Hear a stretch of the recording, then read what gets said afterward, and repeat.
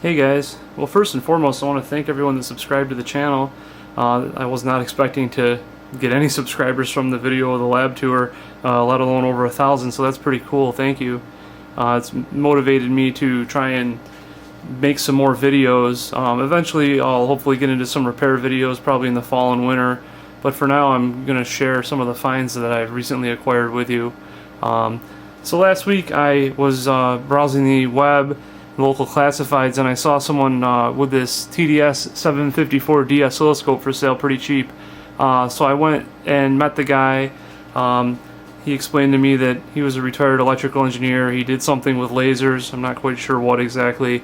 Retired, a little over a decade ago, and then continued as an independent consultant for a while, and now he's done. So he needed to get rid of his test equipment.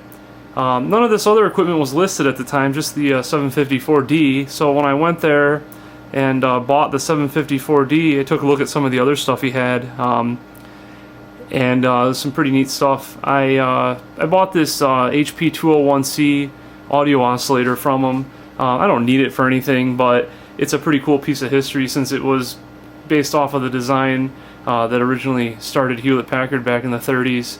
And then I left for the day and didn't get anything else, and a few days later I saw he had some of the other stuff listed, and he just had it basically given it away. The prices were so low, so I went back and picked up the rest of it along with a whole bunch of components, which I'll probably share in another video. There's some really cool stuff, and it's really expensive parts in some of the components bins. So yeah, on the top left there, TDS 754D 500 megahertz digital scope from I think around the year 2000. Beautiful shape, looks brand new.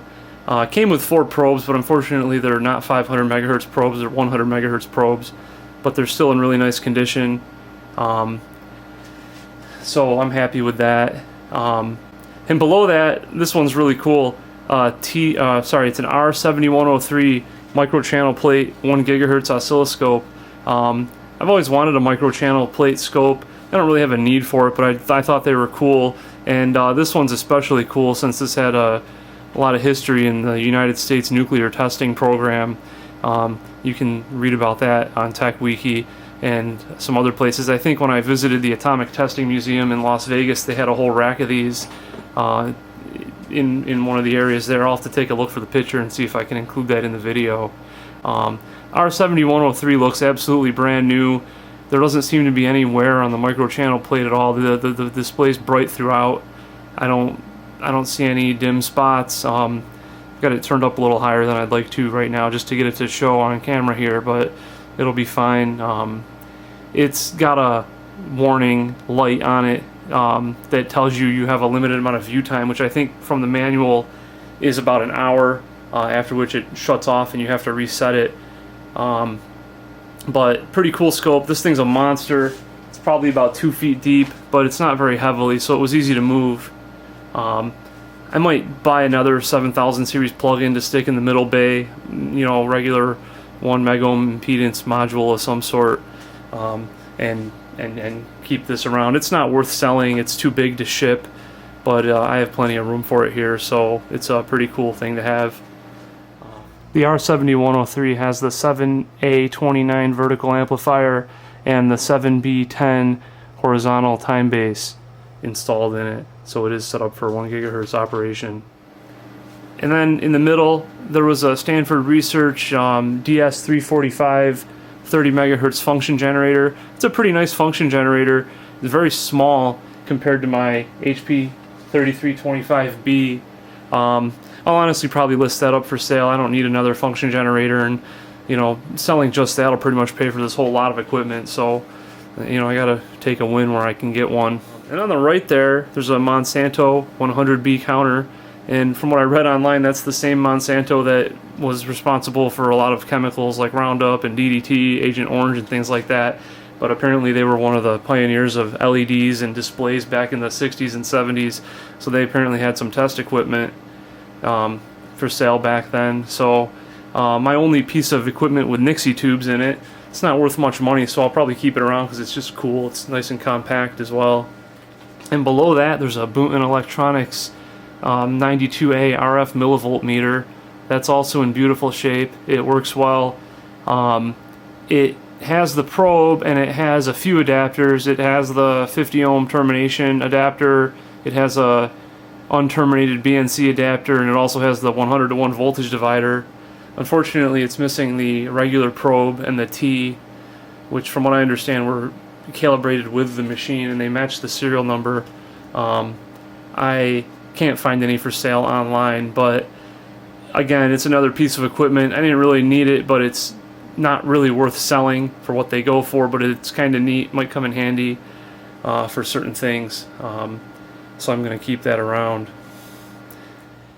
I hooked the HP 201C up to my Panasonic VP7725D distortion analyzer, and it was out of spec by quite a bit. It was reading about 1.5% distortion across the frequency range. So I opened it up and it looks like it's got all the original capacitors in it. I haven't tested the tubes yet, but it could definitely use a rebuild. So maybe I'll make a video on that one day. I'm not in a hurry. Like I said, I don't really have a need for it. Pretty cool piece though, and it's got an old brass label on it. It came from Eastman Kodak Camera Works here in Rochester, apparently at one point, probably back in the 60s. So that was just a neat little fact. In addition to the test equipment, I bought a bunch of bins of components. There's some pretty cool stuff in here. I'll try to go through each one individually and point out some of the more interesting items. You can see there's a bunch of BNC and SMA type connectors, and a separate drawer there of precision panel pots. Alright, so for some of the BNC accessories here, it's a couple HP mixers, a bunch of mini circuits, low pass and high pass filters, some of these picosecond pulse labs, bias tees. I have no use for those. Those will probably go up on eBay. Some directional couplers, and most exciting to me are these Pomona boxes for building your own circuits in with a BNC male and female on them. They're pretty expensive, you know, $50 or so new, and even on eBay they go for good money. So I'm got a few filters I want to make, so I'll be happy to reuse those. Some pretty nice precision potentiometers here. I really like these Borns. They're called knob pots. Apparently been discontinued for a long time, but they're 10-turn precision pots, and they basically show you with like a watch face of where the thing's at. Pretty neat. And a bunch of new Clarostat precision pots. Very smooth action on those. I'm sure I'll find a use for those. Alright, and as far as the bin of components go, a lot of regular stuff, resistors, you know, potentiometers. You know, with the prices of these things being $3 to $5 each, I'll take a nice assortment of them. Some Vishay resistors. Some of those are 0.005% tolerance metal foil resistors. See, yeah, there's a 1.2K 0.005. Pretty expensive. Some polystyrene capacitors in there. JFETs, transistors, some WEMA polycarbonate capacitors, a couple drawers of those. And this is the most exciting bin to me. Now, there's a bunch of these photodiodes in here which I have no use for, but they do look cool. All different sizes, large, medium. A bunch of RF transistors and various RF components. I looked some of these up online. Some of these transistors are going $40 at DigiKey and Mouser still. And this is the most exciting drawer to me here, voltage references. Let's see, I think I counted 5 LTZ1000s in there. There's a bunch of Burr Brown Ref 10s and some AD 584s. I kind of wanted to build a voltage reference here. I know there's some designs online, some PCBs for the LTZ 1000. I never would have went out and spent, you know, they're $90 each, but it's pretty cool to have those. There's also these drawer of these INA 105 differential amps, which you can use in conjunction with those Ref 10s to make a 5 volt and 10 volt reference. And the main thing that caught my eye when I was looking at this bin was all the op amps. There are so many op amps in here. With the prices of op amps nowadays, I'll take whatever I can get for, you know, I think I paid the guy $20 for this entire bin of parts. Surface mount. There are some newer components in here since he was, you know, active up until a couple of years ago. All different types of op amps. Get some Analog Devices frequency synthesizer chips. Drawer full of voltage regulators. You can always use more of them. Another drawer full of power MOSFETs. And a bunch of other things. This bin, nothing too exciting. There are some pretty cool power switches in this one drawer. This, can't get it out. It's kind of stuck in there, but really stuck in there. It's a nice chunky guy here. Really heavy duty. I like that. Find that for something. Fire the missiles. Set that aside for now. Bunch of power resistors, never hurts to have more of them. And a drawer full of Peltier coolers or thermoelectric coolers. Nice to have. And nothing too notable in these other bins, but bunch of components that may be used one day. And honestly, most of this stuff I don't need since I'm mostly focused on vintage audio repair. But I like pulling up the data sheets and reading about these different components. You learn a lot about things that you didn't necessarily know existed, or things that, you know, have been in circuits of products you've used for years and you didn't quite understand them. So it's nice to have them around.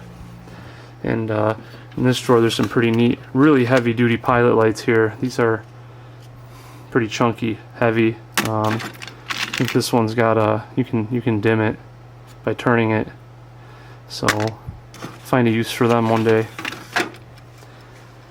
Alright, oh, and one more thing. So there was I already kind of assimilated them out of these drawers and into my box of connectors, but a whole bunch of mostly BNC adapters. I've got a bunch of really nice T's, elbows, straight through connectors, attenuators. I had a few of these already, but I've got a whole range of attenuators now.